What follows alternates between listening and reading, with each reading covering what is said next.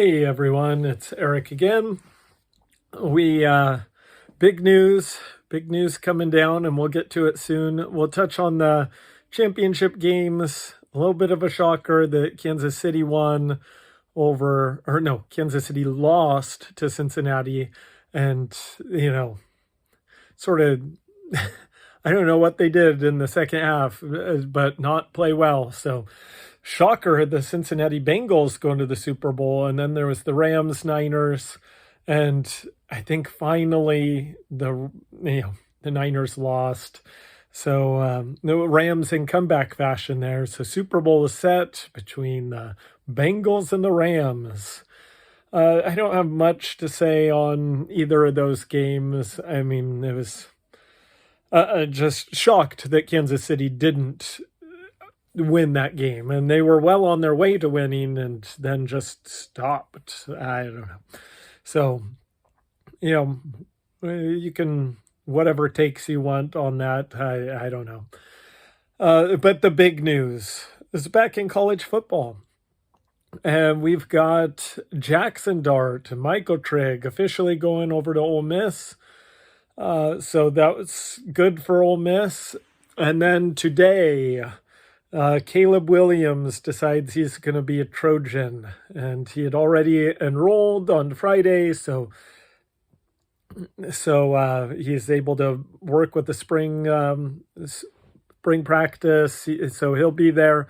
Good 2 years is what everyone is hoping for before he goes to the NFL. So a great pickup. Again, inside me, I don't know who's better. Give me the better quarterback. We haven't won in a lot, but I really wish I could have seen Jackson Dart there with Lincoln Riley.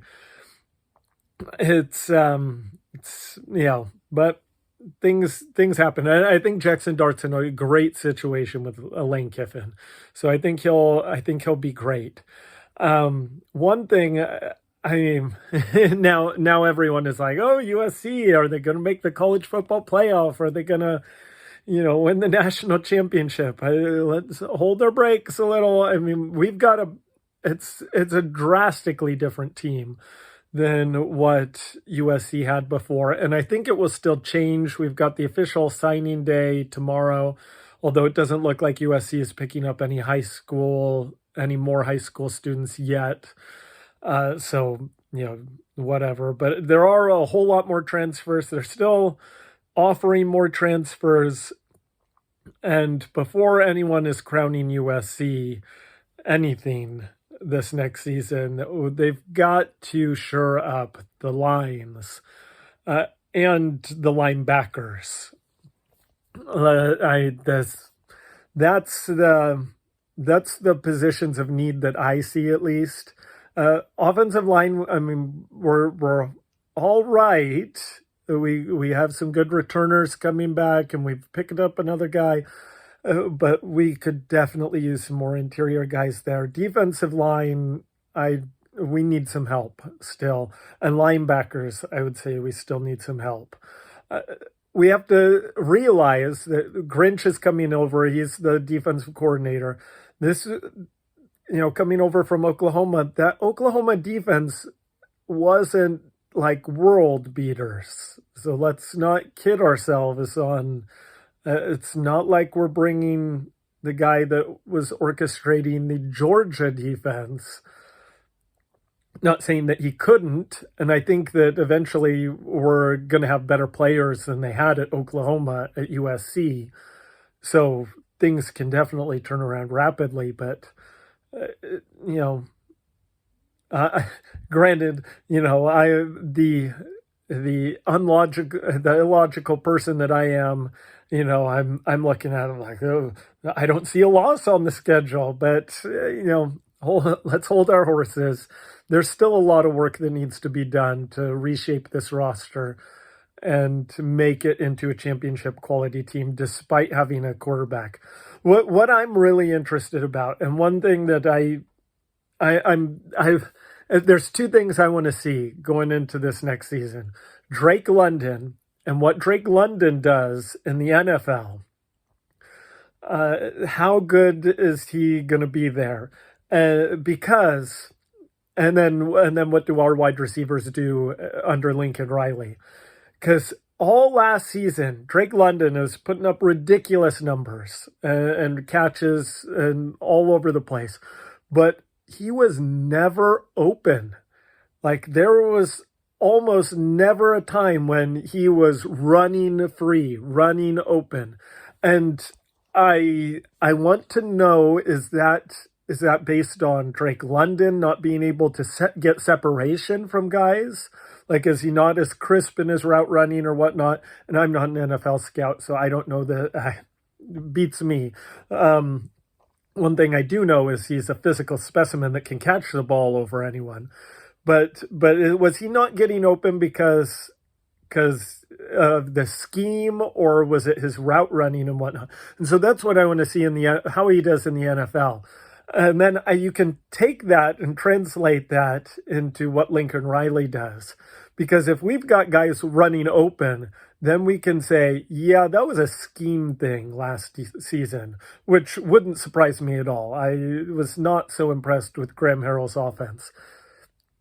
And if it was just a scheme thing preventing some of our very talented guys from moving, well, then that from making great plays and whatnot, well, then we can say that this roster was probably a lot better than what they performed as.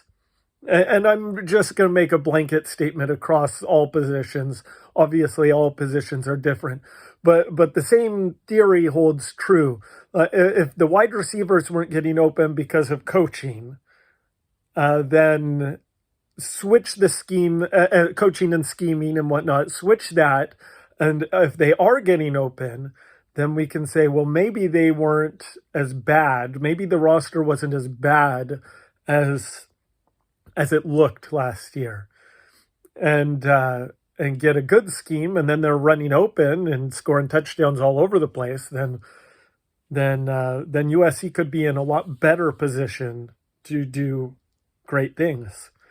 If they're still struggling, then maybe it was more of a talent thing, and maybe I find it hard to believe, because with the wide receivers that we had going through there with Pittman and Amon-Ra St. Brown and Drake London, and Vaughns, USC was pretty stacked at wide receiver, and yet it was hard to see guys running open almost ever.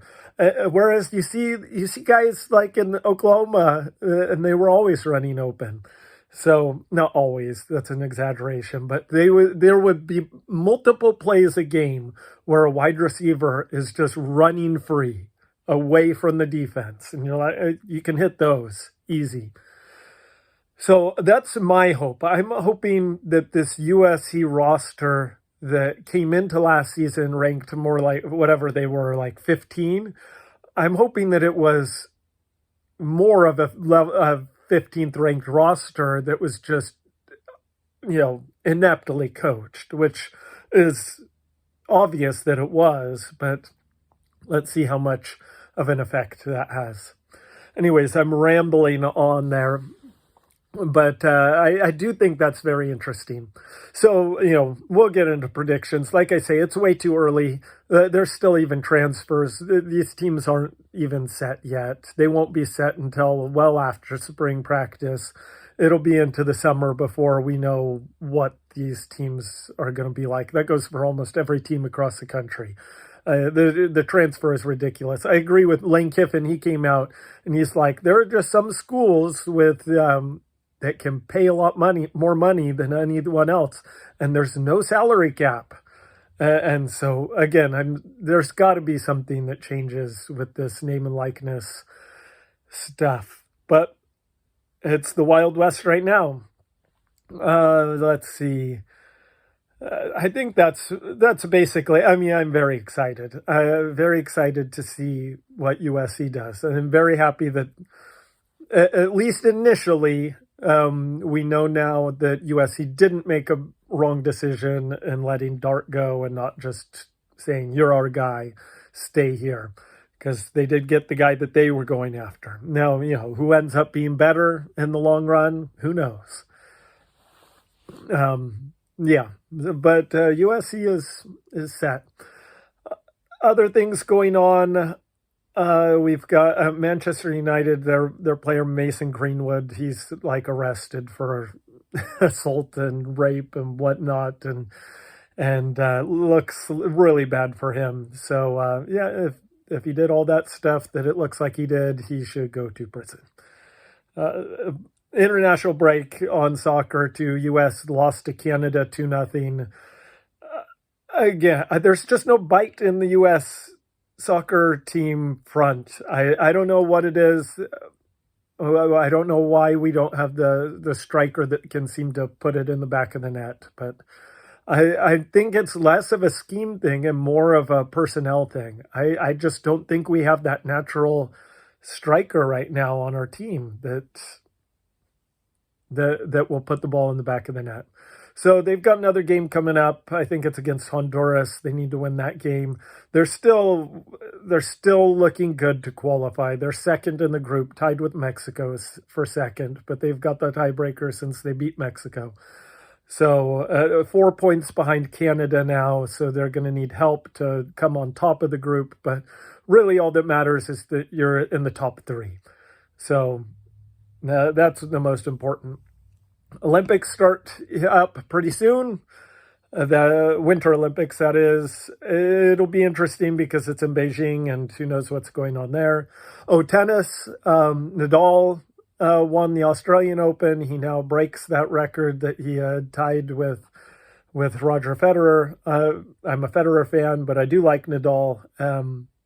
I mean, good for him. Good for him. It's a lot of majors that he's won. I think that's about everything that I had. So again, great day for USC. It's just relief. I mean, I think there was a lot of people that were worried, like, are we going to just be stuck with like one quarterback here? Which would not have been a good thing. I mean, I think Miller Moss, he may turn out to be a good quarterback too, but it's good to have multiple good quarterbacks. So anyways, that's all I've got for now. Have it so good. Bye.